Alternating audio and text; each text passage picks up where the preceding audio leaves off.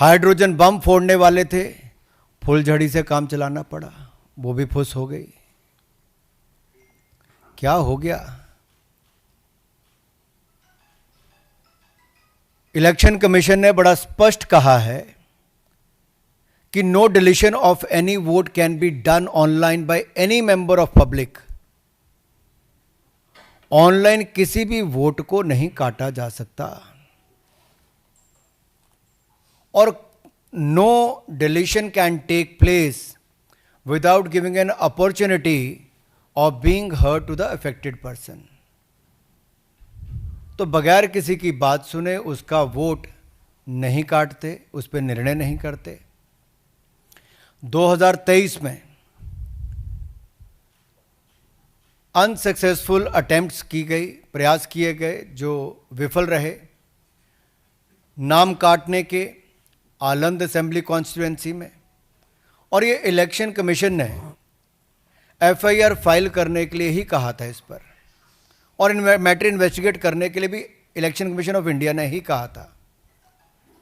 Election commission ने mobile number पहले ही उपलब्ध करवा दिए हैं, आईपी एड्रेस अगर दे दिए हैं, अगर मोबाइल नंबर दे दिए, आईपी एड्रेस दे दिए, तो कांग्रेस शासित राज्य की कर्नाटक की सीआईडी ने अब तक क्या किया?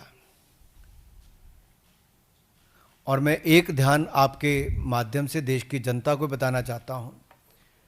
रिकॉर्ड्स के अनुसार आलंद विधानसभा क्षेत्र ये कांग्रेस के ही कैंडिडेट ने जीती थी 2023 में 10,348 मतों से।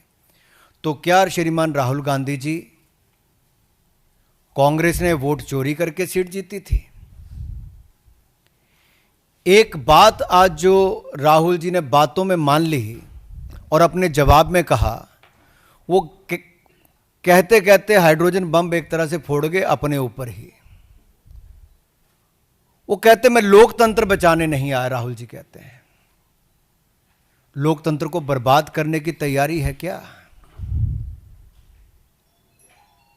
गलत निराधार आरोप बार बार संवैधानिक संस्थाओं पर लगाना, गलत निराधार आरोप बार बार इलेक्शन कमीशन ऑफ इंडिया पर लगाना, कभी ईवीएम पर प्रश्न चिन्ह खड़े करने, कभी वीवीपैट पर करना, कभी चुनावों के नतीजों पर करना, और कभी टूल किट के सहारे भारत के लोकतंत्र पर, संवैधानिक संस्थाओं पर प्रश्न चिन्ह खड़ा करना, क्या यह आदत सी बन गई है?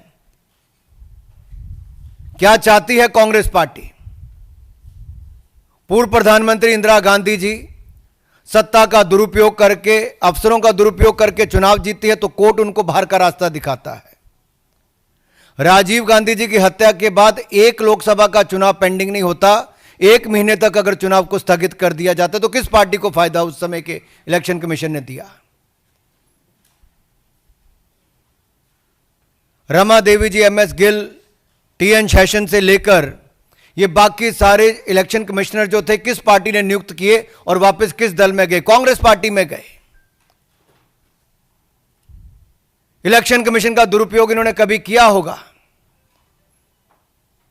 उनको बड़े बड़े पद भी बाद में दिए होंगे,